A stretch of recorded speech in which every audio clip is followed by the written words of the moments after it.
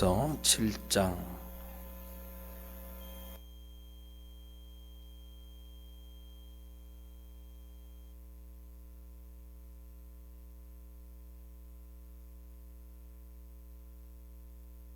쓰면 우리 한 절씩 교독하도록 하겠습니다.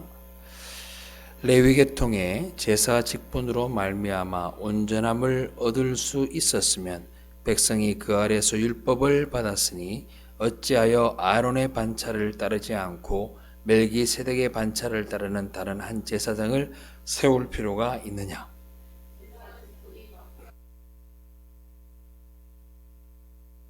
이것은 한 사람도 제단 일을 받들지 않는 다른 지파에 속한 자를 가리켜 말한 것이라.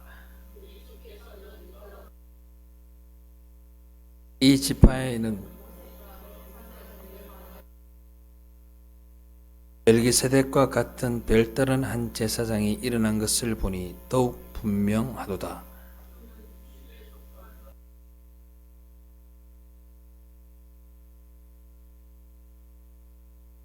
증언하기를 네가 영원히 멜기세덱의 반차를 따르는 제사장이라 하였도다.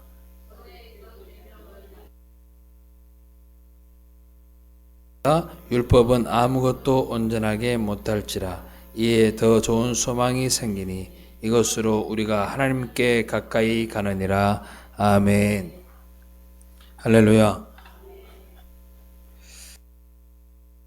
오늘 본문은 내용이 주제는 간단합니다. 오늘 본문에 보면 아론의 제사장, 즉 아론의 반차를 따르는 제사장이 있고 멜기세덱의 반차를 따르는 제사장이 있는데, 이 아론의 반차를 따르는 제사장들은 사람들을 죄에서 건져낼 수 없고 오직 멜기세덱의 반차를 따르는 제사장만이 진짜 제사장이다 라고 말하는 본문이라고 생각하시면 됩니다. 그러면 아론의 반차를 따르는 제사장은 무엇이고 멜기세덱의 반차를 따르는 제사장은 무엇이냐?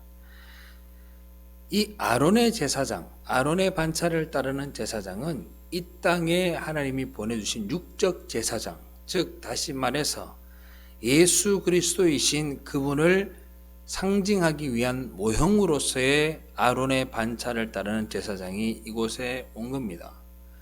그들은 대제사장으로 불렸고 하나님께 제사를 드리는 역할을 하였지만 그들은 온전한 예배를 하나님 앞에 드릴 수가 없습니다. 오직 아론의 반차를 따르는 제사장이 아닌 멜기세덱의 반차를 따르는 제사장이라고 불리는 예수 그리스도만이 하나님 앞에 온전한 제사가 될 수 있다라는 걸 우리에게 알게 하기 위해서 아론의 제사장을 보낸 거죠. 그래서 아론의 제사장이 뭘 합니까? 제사를 드림으로 그들의 죄를 깨끗하게 하고 그들의 몸을 깨끗하게 한다라고 이야기를 하지만 모든 죄를 사할 수 있다 없다? 없다라는 걸 우리에게 가르쳐 주는 겁니다. 제가 몇 주 전부터 묵시라는 것에 대해서 이야기를 했습니다. 묵시는 말씀이기도 하지만 창조의 세계다라고 말씀을 드렸어요. 하나님의 말씀하심과 성취가 공존하는 것이 하나님의 묵시입니다. 하나님의 말씀이 선포되는 순간 그 말씀은 곧 성취를 이야기하는 겁니다. 하나님의 말씀은 변하심이 없고 하나님의 말씀은 성취하지 못할 것이 없기 때문에 이미 완료된 형태로 우리에게 다가오는 겁니다. 하나님의 말씀이 너는 내 아들이라 내가 너를 선택하였다 하셨으면 그것은 이미 이루어진 것이고 이미 하나님의 아들이 된 것이고 이미 하나님의 백성이 된 줄로 믿으시기를 바랍니다. 그런데 우리는 이러한 모든 묵시에 대해서 우리가 잘 알고 있어야 합니다. 묵시는 이렇게 될까 저렇게 될까라는 생각, 기대, 그런 미래를 의미하는 것이 아닙니다. 완전히 완료된 것이에요. 이러한 말씀, 묵시라는 것을 가지고 하나님이 천지를 창조하신 겁니다. 그렇기 때문에 창조 속에 하나님은 이미 하나님이 모든 것을 창조하시고 뭐라 그런 줄 아세요? 보기에 좋았더라 그랬어요. 보기에 좋았더라. 하나님은 인간이 우리가 살고 있는 이 창조물들이 우리가 보기에도 별로 좋지 않은데 왜 하나님은 보기에 좋았더라라고 얘기했을까?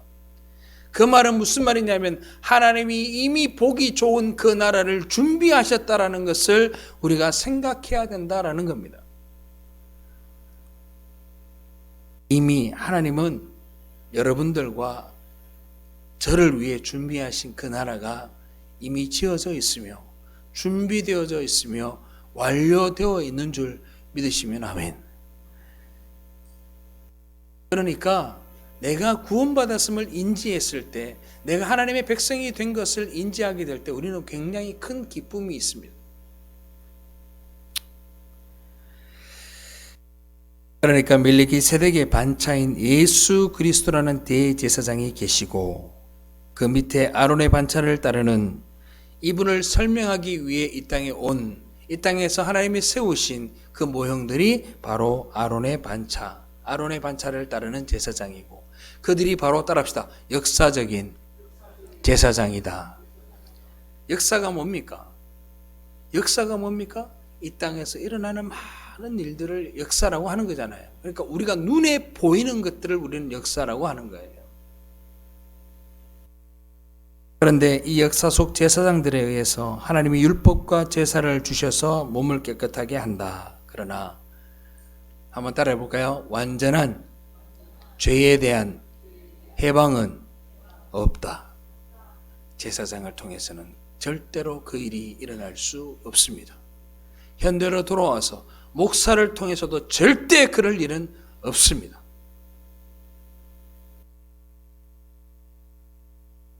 목사한테 안수 받는다고 천국 가는 일 절대로 없고요. 목사가 여러분들을 위해서 아무리 기도해도 여러분들의 죄가 깨끗해지지 않습니다. 그 죄는 오직 예수 그리스도만을 통해서 정결케 되는 것이고 여러분들 한 분 한 분이 다 예수 그리스도를 만나고 그 예수 그리스도의 영과 연합되는 역사가 있어야만 여러분들이 정결케 되는 은혜가 있는 줄로 믿습니다.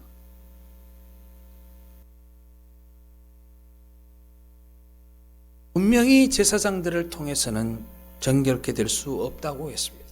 그런데 은혜가 되시는 그 은혜의 실체가 되는 예수 그리스도가 이 땅에 오심으로 인해서 그 제사장들에게 주었던 그 율법들이 다 폐해지고 그 율법들을 예수 그리스도가 완성시킴으로 말미암아 율법이 더 이상 필요 없어지게 된 겁니다. 그런데 오늘날도 보면 우리 교회 내에 아니면 한국 교회 내에 아니면 전 세계 교회 내에도 우리는 율법을 만들고 있습니다. 예배는 이러해야만 해. 장로는 이러해야만 해. 권사는 이러해야만 해. 라는 율법들을 만들고 있습니다. 성도 여러분, 율법은 주님께서 완성하시고 폐해줄로 믿으시기를 바랍니다. 한번 말씀 볼게요. 히브리서 11장 1절로 3절 다 같이 한번 읽어봅시다. 시작.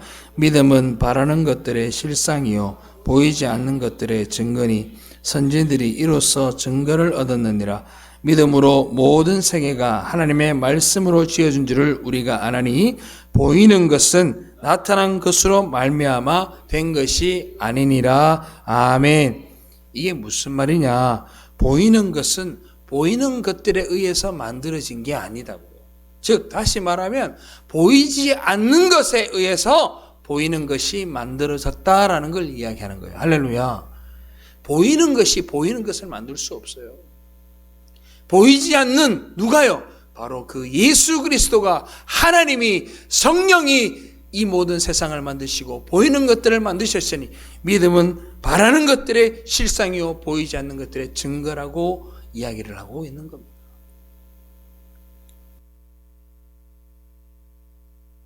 나치 시대에 항거하였던 디트리히 본 헤퍼라는 신학자이자 목사는 심지어 이렇게 이야기합니다. 이 세계 전체는 알든지 모르든지 간에 그리스도로 말미암아 또 그리스도에 의해 창조되었다라고 이야기를 합니다. 우리가 이런 사실들을 잘 알고 살아가기를 바라요. 할렐루야. 그리스도에 의해서 만들어진 거예요. 보이지 않는 게 뭘까요? 바로 예수 그리스도입니다. 그렇다면 보이지 않는 예수가 이 땅에 지금 보이는 것으로 이렇게 창조가 되었다라고 하는 것은 무슨 말이냐? 모든 우리 눈에 보이는 모든 것들이, 모든 만물들이 누구를 설명하기 위해서? 바로 예수를 설명하기 위해서, 하나님을 설명하기 위해서 존재한다라는 걸 우리는 알아야 합니다. 모든 것이 하나님의 영광을 위한 것들이에요. 모든 자연물이, 해와 달과 별과 온 우주가 하나님의 영광을 드러내고 예수 그리스도의 영광을 나타내기 위해 존재한다라는 것을 우리가 잘 알아야 돼요. 그 중에 저와 여러분도 속하는 겁니다. 모든 인간은 하나님의 영광을 위하여, 그리고 이 예수 그리스도를 드러내기 위해 우리가 이 땅에 살아가야 되는 거예요.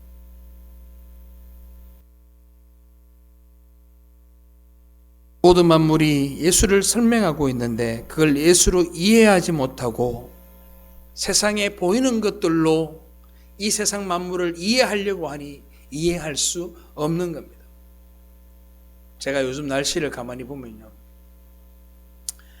불과 일주일 전만 하더라도 밤에 에어컨을 안 틀면 잠을 잘 수가 없습니다.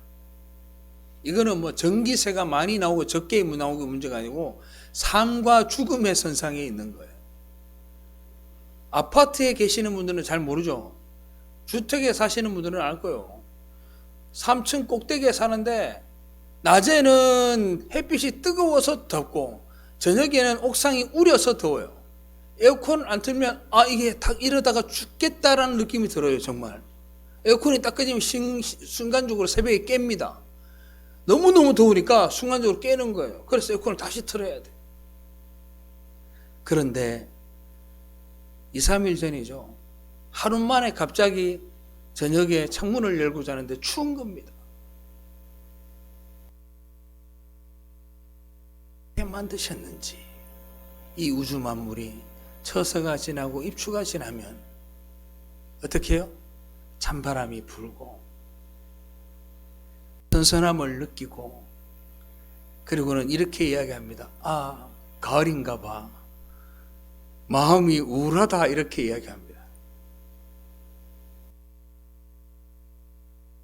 그런데 사람들은 이런 자연 만물들이 예수 그리스도의 은혜와 하나님을 드러내는 줄 모릅니다.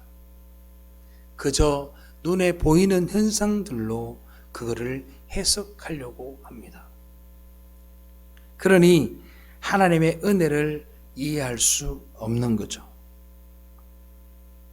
그러니까 보이는 것으로 뭔가 하나님께 다가가려고 하니 율법이 필요한 거고, 하나님께 뭔가를 해야 되는 거고, 목욕 재개를 해야 하는 것이고, 뭔가 잘 입고 교회에 와야 되고, 뭔가 하나님 앞에 금식을 해야만 내가 천국 갈 수 있는 것 같고, 내가 하나님 앞에 뭔가를 해야만 구원받을 수 있게끔 만들어 놓는 겁니다. 여러분들, 율법이 언제 주어진 줄 아세요? 시내산에서 율법이 주어졌습니다. 시내산에서 하나님이 모세를 부르십니다. 어디에?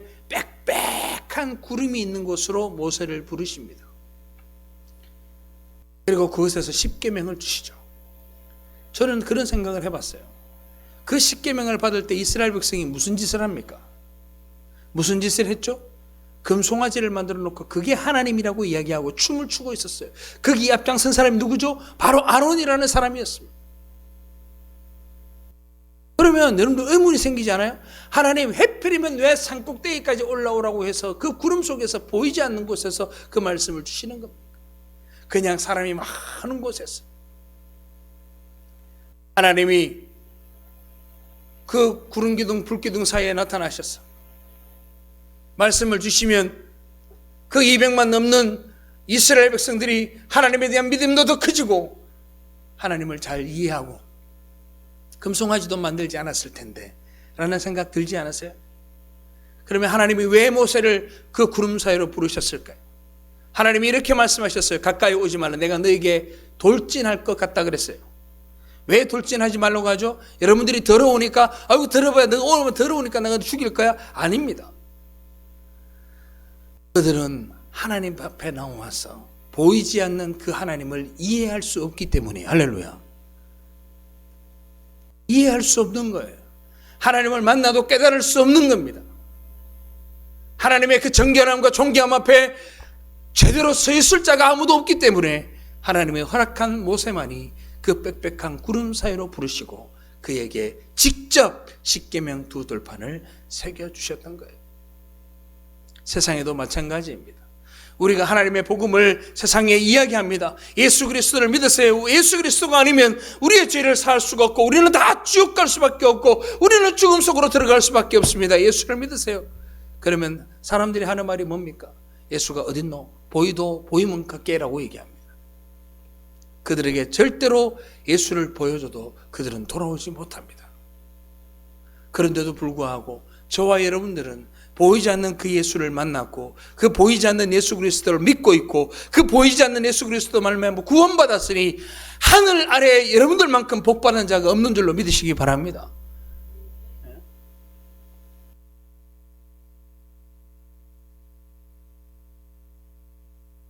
역사는 하나님의 말씀, 곧 묵시에 의해서 움직여지는 겁니다. 이 묵시가 이해되는 사람은 역사 속에서 예수를 발견하기 때문에 이 세상에서 가치를 두지 않습니다.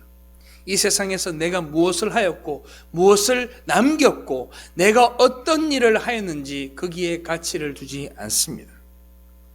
어디에 가치를 두느냐? 바로 보이지 않는 그 하나님의, 보이지 않는 그 예수 그리스도의 우리를 이끄심에 그냥 순종하고 순복하고 나아가는 것에 포커스를 맞추고 살아요.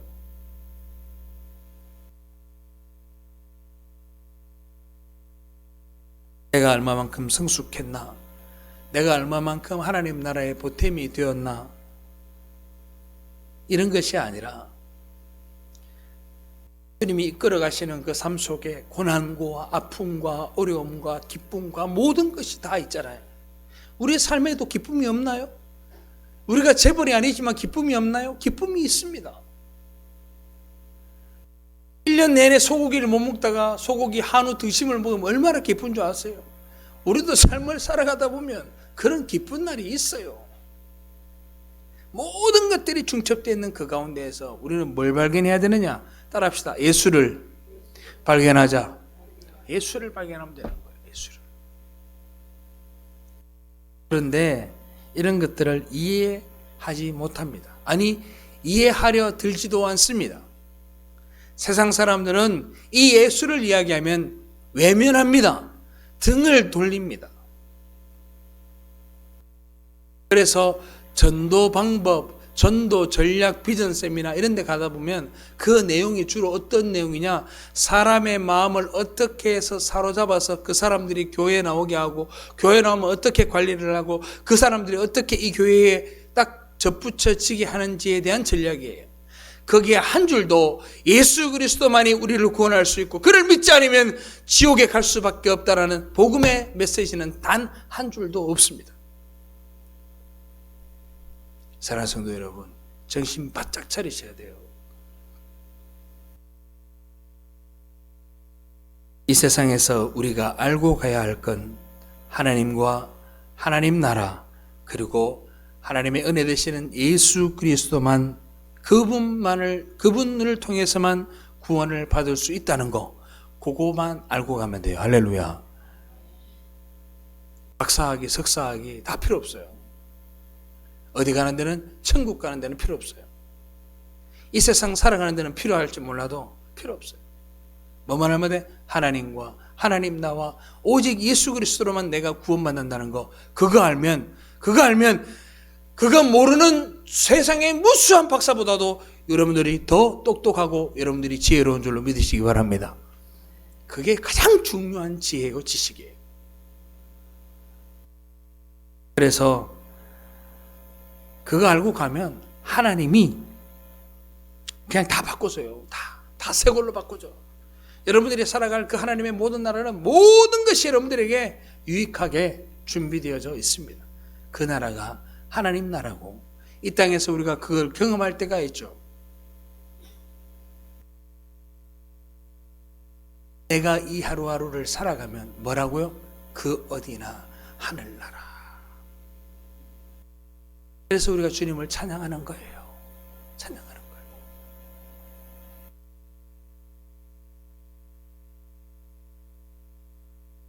우리의 구원은 이미 완료되었고 완성되어 있는 곳에 거기에서 우리가 살아갈 거지만 지금 잠깐 이 다른 차원의 세계에서 여러 가지를 경험하며 하나님의 만드신 이 모형의 세계 가운데에서 살아가고 있을 뿐입니다.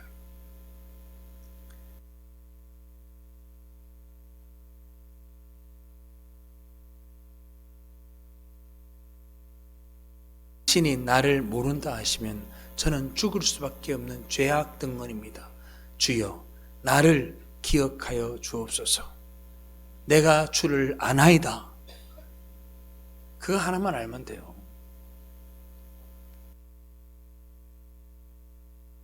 교회에 가면요, 목사님 앞에 서면 왠지 사람들이 좀 주눅 들고 그런 게 있잖아요. 우리 교회는 그런 게 없어요. 내가 알기로는 전혀 없어요. 전혀 없는 걸로 압니다. 얼마나 행복한 교회인지 몰라. 그런데 조금이라도 교회가 조금 커지기 시작하면 사람들이 목사님 앞에 왠지 좀 주눅 듭니다. 이유가 있어요. 이유가 딴 것 때문에 주눅 드는 게 아니에요. 주눅이라기보다는 좀 권위를 인정하게 되죠. 이유가 뭐냐 하면 성경을 잘 알기 때문에. 목사가 가지고 있는 무기는 딱 한 개. 뭐야? 성경을 더 잘 아는 거. 왜? 그만큼 성경이 어렵습니다. 성경이 어렵습니다. 그런데 여러분들이 성경을 잘 알고 있는 목사 앞에 주눅들 수밖에 없는 거죠. 그리고 목사는 그 성경을 잘 안다는 거 가지고 성도를 어떻게 합니까? 쥐잡듯이 잡습니다. 우리 교회는 그렇지 않지만 다른 교회는 그렇지 않습니다. 목사가 시키면 시킨 대로 다 하는 교회가 얼마나 많은지 몰라요. 정말입니다. 우리 교회 같은 교회가 대한민국에 어디 있어요? 없어요. 정말로요, 목사님들이 자신의 권위를 가지고 하고 싶은 대로 다 하는 사람들은 있습니다. 잘못됐다는 얘기 하는 거예요. 내가 부러워서 말하는 게 아니고 그게 잘못됐다는 거예요. 왜? 그냥 성경이 어려워서 그런 거예요. 얼마나 성경이 어려웠으면 이 성경 하나로 전 세계를 지배하는, 천년이라 지배하는 종교가 만들어졌을까요? 그게 뭡니까? 캐톨릭 아닙니까? 천년을 지배했어요. 성경 한 권으로. 생각해봐요, 여러분들. 모든 사람이 로마가 이 기독교를 국교화하면서 전 세계 로마가 지배하는 모든 나라의 교회가 세워지게 됩니다. 그런데 그 교회가 세워지고 거기에 신부들이 가고 수도사들이 가고 추기경이 갑니다. 모든 사람은 의무적으로 교회를 가야 됩니다. 성전세도 내야 됩니다. 왜? 국교니까. 그런데 그 성전에 갔는데 성경이 뭐로 쓰여져 있어요? 히브리어, 헬라어, 라틴어로 쓰여져 있습니다. 많은 나라 사람들이 라틴어를 아나요? 모릅니다. 헬라어를 아나요? 히브리어를 아나요? 모릅니다. 이 성경 한 권으로 전 세계를 지배하고 전 세계의 돈을 다 끌어모은 교회가 바로 캐톨릭입니다. 무슨 말인지 이해되세요? 왜? 그만큼 성경이 어렵다는 얘기예요.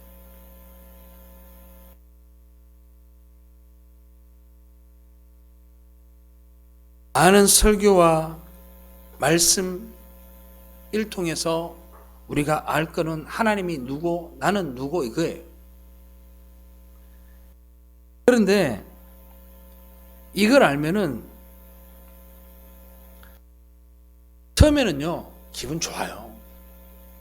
주님이 나를 구원하여 주셨구나. 죄 많은 나를 구원하여 주셨구나. 예수 믿으니까 행복하다. 내가 구원받은 것을 아는 그 순간은 얼마나 행복한지 몰라요. 그런데 예수 믿으면서 막 늘 행복하다는 사람 있죠. 제가 조금 의심해 봐야 돼요. 왜 의심하느냐? 내가 구원받았어요. 잘 생각해 봐요. 내가 하나님과 긴밀한 만남을 통해서 주님이 나를 구원하여 주신 것이 믿어지고 주님의 보혈로 내가 구원받았음이 믿어져요. 행복해요? 안 행복해요? 행복해요? 안 행복해요? 행복하죠. 그리고 정신을 차리고 돌아보니까 주위에 예수 만나지 못한 사람, 그걸 뭐라 그러죠? 이래 뭐 죽은 것도 알고 사는 그 뭐라 그러지? 좀비처럼. 영혼을 보니까 좀비처럼 생명 없는 몸으로 죽을 날만 기다리고 있는 세상의 사람들이 눈앞에 보이고 그들이 내 형제고 자매고 자녀들이고 그리고 부모예요. 그러면 정말 기쁠까요? 그들을 볼 때마다 가슴을 찢고 통탄하고 눈물을 흘리는 거예요. 주여, 저들도 내가 만난 그 주님 만나게 해달라고 통탄하는 거예요. 그런데 늘상 행복하다고요? 세상이 아름답다고요? 거짓말하지 마요. 아니에요. 저는 그래요. 저는 그래요. 몇몇 사람을 만날 때마다 내가 가장 슬플 때는 어떤 사람이냐? 교회를 다닌다고 하는데 그 사람 속에 예수가 없어요. 예수를 만나지 못한 사람들이 있어요. 또 아예 예수라는 이름을 들어본 적도 없어요. 평생 예수라는 말을 들어본 적도 없는 사람도 있어요. 그러면요, 가슴이 찢어져요. 그래서 제가 꼭 이야기합니다. 예수 믿으세요. 예수 믿으세요. 예수 믿으셔야 돼요. 예수로만 천국 갑니다라고 얘기합니다. 우리 교회 오래 얘기 안 해요. 예수 믿으라고 얘기해요. 내가 구원받은 기쁨은 있으되 눈을 들어 돌아보니 죽어가는 자들이 너무 많은 거예요. 전도는요, 그때 하는 거예요. 그래서 제가 여러분들 뭐라 그랬죠? 노방전도 하지 말라 그러죠. 여러분들이 이 마음이 있을 때 전도하기를 간절히 축복합니다. 통탄하는 거예요. 통탄하는 거. 어찌하여 저들이 아버지 하나님 주님을 알지 못하나이까? 하나님, 저들도 만날 수 있는 심령을 허락해 달라고 기도하는 거예요. 저들을 위해 기도해야 돼요. 내가 구원받았는데 내 옆에 있는 사람에게 말하지 않는다? 죄송한 이야기인데 내가 구원받은지 의심해 봐야 돼요. 제가 여러분들에게 여러 번 그런 예를 들어서 말씀을 드렸습니다. 제가 미국 어디를 갔더니 알약 하나를 파는데 그 사람이 그러는 거예요. 이 약을 먹는 순간 모든 암이 다 녹아내리고 병이 낫는다라는 약이 있어요. 제가 암이 걸려서 그 약을 먹었더니 정말 하루 만에 모든 암덩어리가 다 녹아내리고 얼굴도 막 청춘으로 돌아가는 것 같고 모든 병이 다 나았다 칩시다. 나는 이미 암이 나았습니다. 그런데 내 주위에 보니까 전부 다 암 환자들입니다. 근데 저만 먹고 그들에게 알려주지 않는다고요? 그 마음이 어쩌면 우리들의 마음일 수 있다는 거예요. 전도는 그런 통탄하면서 나오는 거예요. 아버지, 저들을 어찌하면 좋습니까, 주님? 내 자녀들, 내 아들, 내 딸들, 내 가족들, 내 형제자매들, 우리 부모들이 예수를 믿지 않습니다. 하나님, 어찌하면 좋을까요?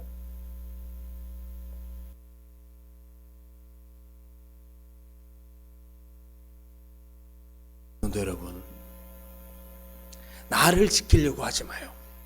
어떤 나를? 이 땅에 살고 있는 나를 지키려고 하지 마.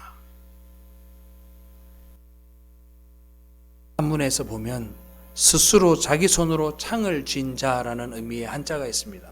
제가 보니까 자아라는 단어입니다. 자아.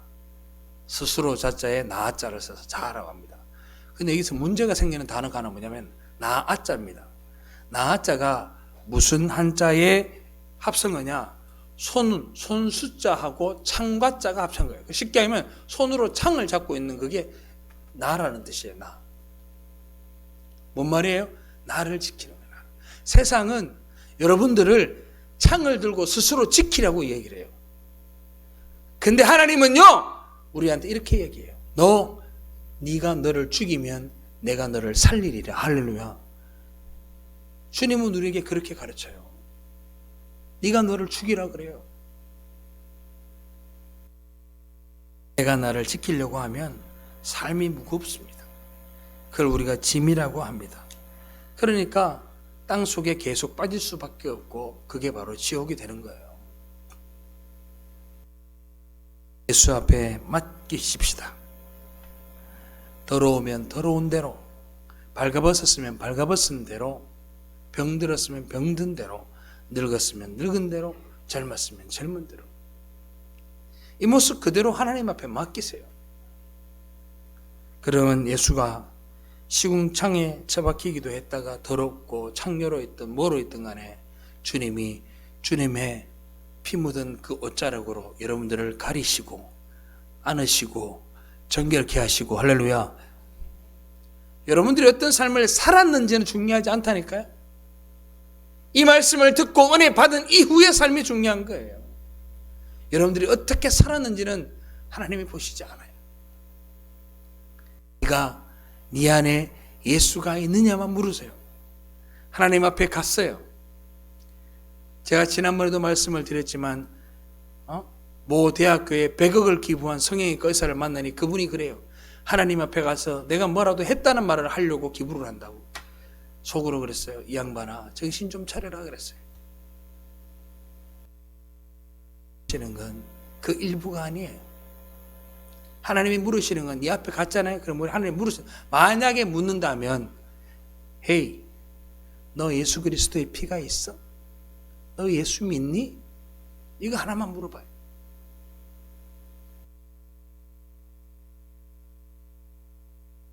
같은 소리 하지 마세요, 제발. 우리는 개털모자를 쓰고 비단 옷을 입고, 우리는 오두막에 넉마를 뒤집어 쓰고. 참 우리 선배 목사님들 대단하신 것 같아. 주머니 터는 데는 참 요령들이 있으신 것 같아. 그런 분들은 옛날에 과거에 다 약장사 하신 분들 아닌가 몰라. 어떻게 그런 말을 해?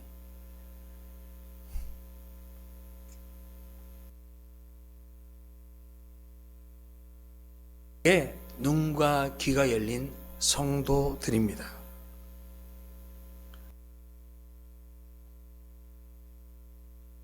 아니, 성숙했다라는 단어 아시죠?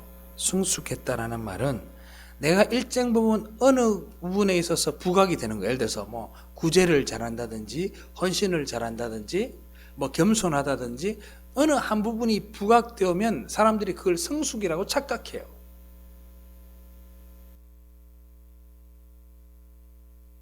근데 일시적으로는 그렇게 하실 수 있어요.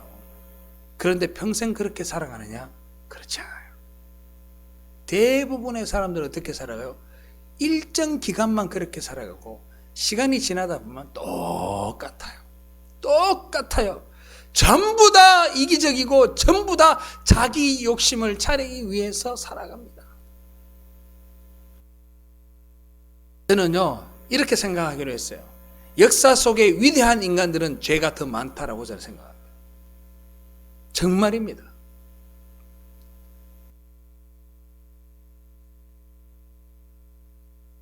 우리에게 단 하나만 요구합니다.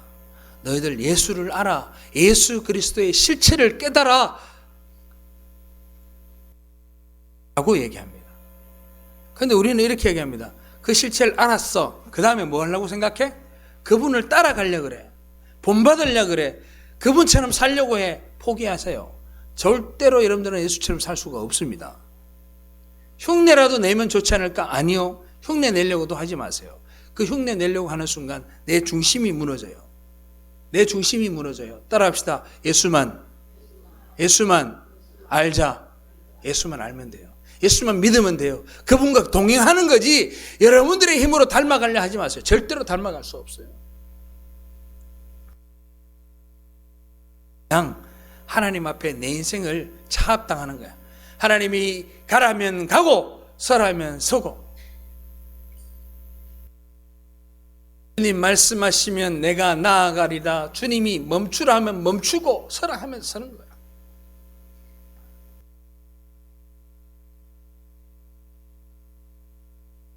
그게 성도의 삶입니다.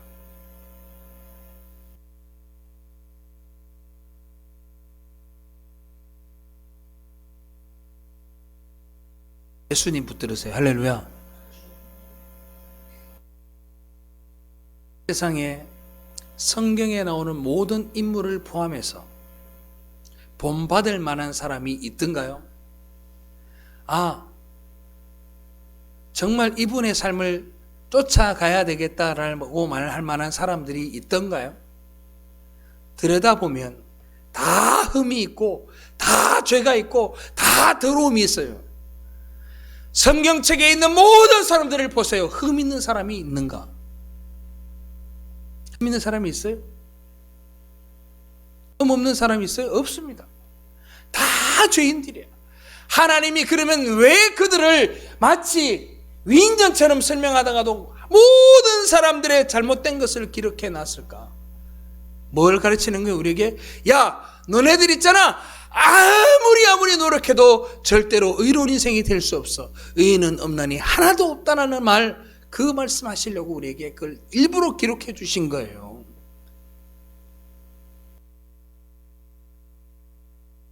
기독교 2000년 역사가 진짜 성경을 올바로 바라보고 예수를 올바로 깨달은 그런 사람들이 쓴 책이나 이런 거는 거의 없다고 보시면 돼요. 진짜로 읽을 만한 게 없습니다. 저도 학자 몇 사람을 언급할게요. 제임스 페커라든지 아니면 A.W. 토저라든지 유진 피터슨이라는 사람 책을 한때는 신대원에 있을 때 거의 일주일에 2권씩 읽었습니다.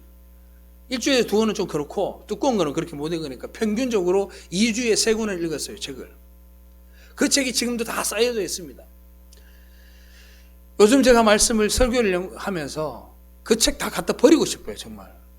그런 것들이 내한테 준 메시지는 뭐냐면 오직 이거였어요. 이 땅에서 살아가는 성도로서의 삶, 이 땅에서 예수 믿는 자들이 어떻게 살아야 되는가에 대한 이야기가 대부분이었습니다. 그들은 어떤 사람들은 정말 위대한 신학자임에도 불구하고 예수의 부활을 믿지 않습니다. 예수의 하나님을 믿지 않는 사람도 있습니다. 예수의 육체적 부활을 믿지 않는 사람도 있습니다. 그런 사람들이 무슨 책을 쓰느냐? 하나님에 관한 책을 쓴다니까요.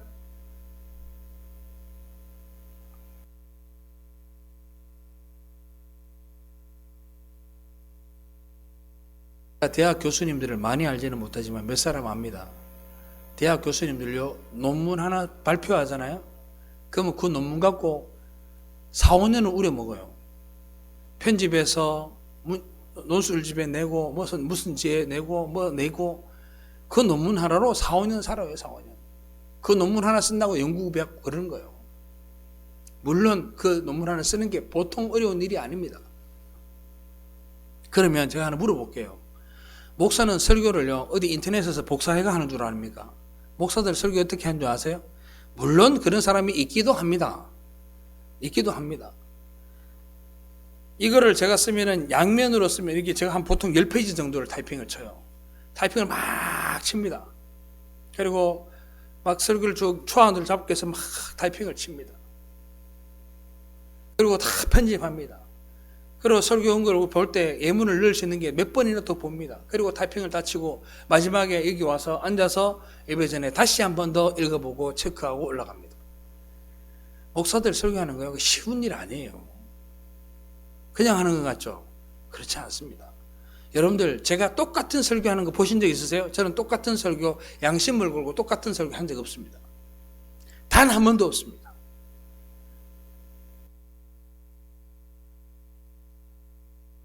목사는 고민하는 거예요. 무슨 고민? 어떻게 하면 우리 성도들이 이 말씀을 듣고 심령의 변화가 나타나고 그 심령의 변화뿐만 아니라 내가 온전히 하나님의 은혜를 붙들고 살아갈 수 있을까? 고민하게 만들 수 있을까? 그리고 그 속에 은혜가 들어갈 수 있을까? 고민하고 또 고민합니다. 그런데 이 고민이 목사만 하는 게 아니에요. 따답시다. 나도 고민하자. 여러분들도 고민하셔야 돼요. 그 고민이 뭐냐? 바로 은혜의 나눔이에요. 은혜의 나눔이 별거 아니에요. 오늘 말씀을 들었어요.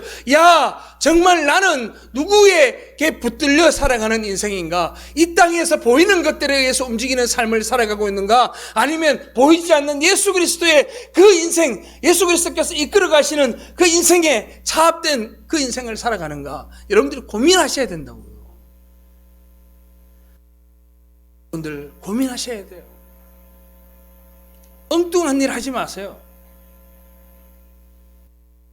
TV도 좀 줄이시고 핸드폰도 좀 줄이시고 뭐 하시라고? 그런 고민하시라고요. 하나님은 과연 내 길이 왜 내게 나를 선택하셔서 내게 은혜를 주셨을까? 이 하나님은 과연 나에게 무엇을 원하시는 것일까? 예수는 왜 나에게 찾아오셔서 내 가슴을 두드리셨느냐?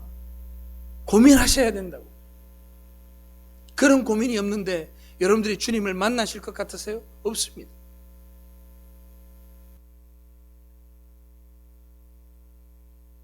보이지 않는 예수 그리스도에 의해서 우리의 인생은 경영되어져야 되고, 그 예수의 은혜가 우리 안에 들어오게 되면 북받치는 감정 때문에 너무 기쁘다가도 잠시 고개를 돌려보니 죽어가는 백성들, 하나님을 알지 못하는 백성들을 위해 여러분들이 가슴을 찢고 통탄하며 그들 위해 기도해야 되는 겁니다.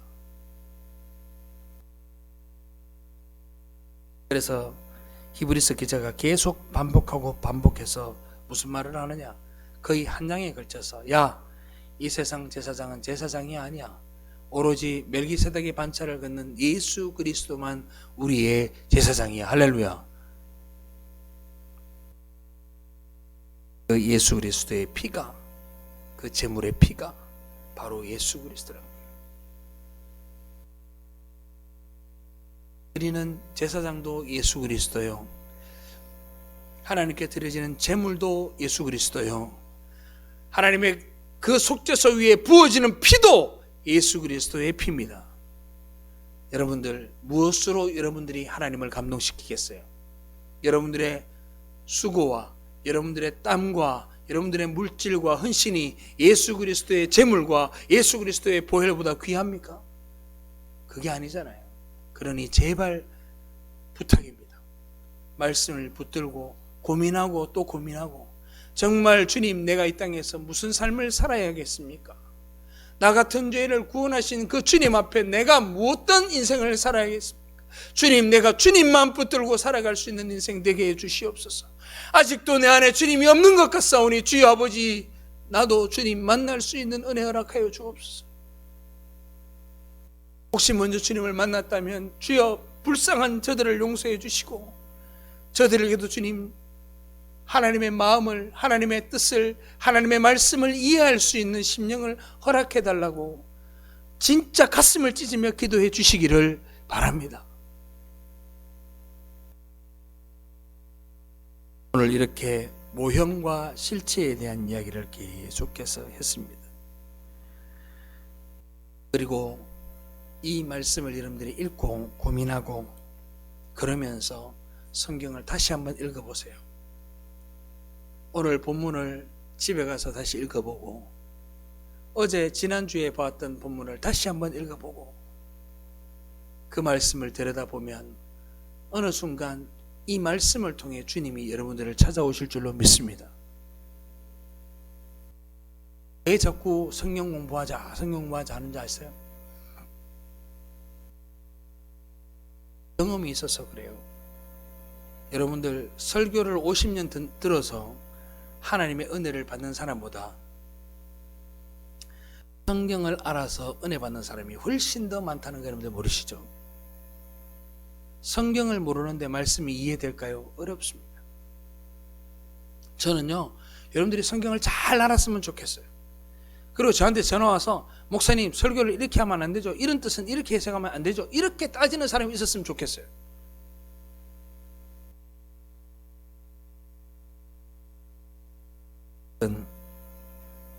말씀이 달라 보이는 역사가 여러분들에게 있기를 바랍니다. 말씀을 마칩니다. 생각을 많이 해야 합니다.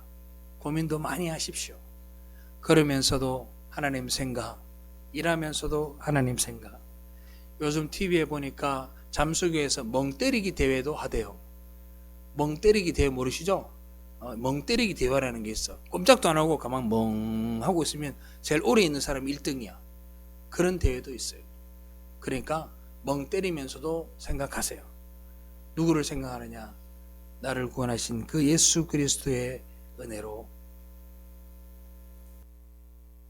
생각해 보세요. 자연 만물을 바라보면서도 생각하십시오. 그러면 결론은 뭐다? 결론은 예수로 나게 되어 있어요. 그러면 여러분들은 구원받는 사람인 줄로 믿습니다. 그래야 여러분들이 저와 그리고 함께 하나님의 나라에서 제외할 수 있지 않을까요? 생각 많이 하시고 말씀으로 고민 많이 하시고 진짜 제사장이신 예수 그리스도로 인해 날마다 은혜 받는 여러분들 되시기를 주님의 이름으로 축원합니다. 기도하겠습니다.